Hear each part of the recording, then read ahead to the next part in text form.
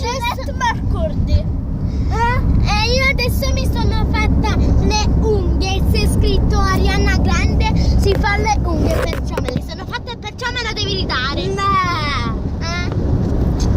Mamma,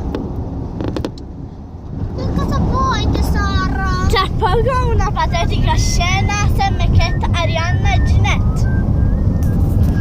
Eccoci di nuovo, siamo migliori amiche per sempre. No, Ginette sei scema. No. Sì. Sì. Sì.